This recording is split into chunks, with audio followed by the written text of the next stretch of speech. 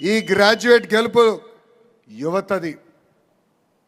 ఆంధ్ర రాష్ట్ర యువకులకు నేను చెప్తున్నా, మాకు మీరు బాధ్యత పెంచారు. ఒక పద్ధతి ప్రకారం డిఎస్సి నిర్వహిస్తాం, జాబ్ క్యాలెండర్ కూడా ఒక పద్ధతి ప్రకారం నిర్వహిస్తాం. అంతేకాదు ఈ నెల అంటే మార్చి నెలలోనే 16,347 టీచర్ పోస్ట్ భర్తీ చేసే మెగా డిఎస్సి కూడా మన అనౌన్స్మెంట్ చేసి గతంలోనే చేశాం. ఇప్పుడు ఏకంగా ఆ కార్యక్రమం కూడా అంటే నోటిఫికేషన్ ఇస్తాం. ఇప్పటికే 6,78,000 కోట్ల పెట్టుబడి తీసుకొచ్చాం. ఆ పెట్టుబడుల ద్వారా దాదాపు 4,28,000 మందికి ఉద్యోగాలు కల్పించడానికి అవకాశం రాబోతుంది. టీసీఎస్ కానీ, ఆర్సిలర్ మిత్తల్ కానీ, ఎన్టీపీసీ గ్రీన్ కానీ, బీపీసీఎల్ కానీ, రిలయన్స్ ఇండస్ట్రీ కానీ, ఎల్జీ ఎలక్ట్రానిక్స్ కానీ ఇలా అనేక పరిశ్రమలు ఆంధ్ర రాష్ట్రానికి మన ప్రభుత్వం తీసుకొచ్చింది. ఇంకా గత ప్రభుత్వం తీసుకున్న చెత్త నిర్ణయాలు కూడా మనం రద్దు చేస్తాం జరిగింది. దాంట్లో భాగంగా ల్యాండ్ టైటిలింగ్ యాక్ట్ మనం రద్దు చేశాం. చెత్త పైన వేసే పన్ను కూడా మన ప్రభుత్వం రద్దు చేసింది.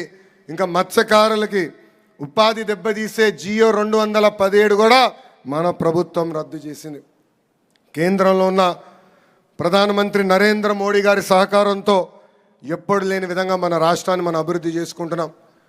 గతంలో మనం చూసాం, అమరావతి పనులు వేగంగా జరిగే సమయంలో అడ్డంగా పడుకుని పనులని ఆపేశారు.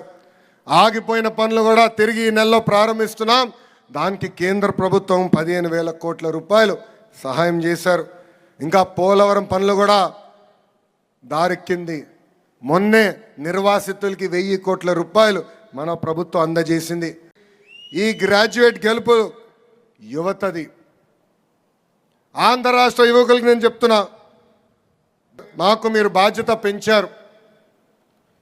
ఒక పద్ధతి ప్రకారం డిఎస్సి నిర్వహిస్తాం, జాబ్ క్యాలెండర్ కూడా ఒక పద్ధతి ప్రకారం నిర్వహిస్తాం. అంతేకాదు ఈ నెల అంటే మార్చి నెలలోనే 16,347 టీచర్ పోస్ట్ భర్తీ చేసే మెగా డిఎస్సి కూడా మన అనౌన్స్మెంట్ చేసి గతంలోనే చేశాం. ఇప్పుడు ఏకంగా ఆ కార్యక్రమం కూడా అంటే నోటిఫికేషన్ ఇస్తాం. ఇప్పటికే 6,78,000 కోట్ల పెట్టుబడి తీసుకొచ్చాం. ఆ పెట్టుబడుల ద్వారా దాదాపు 4,28,000 మందికి ఉద్యోగాలు కల్పించడానికి అవకాశం రాబోతుంది.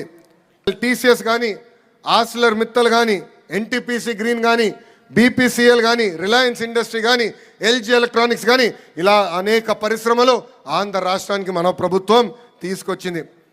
ఇంకా గత ప్రభుత్వం తీసుకున్న చెత్త నిర్ణయాలు కూడా మనం రద్దు చేస్తాం జరిగింది.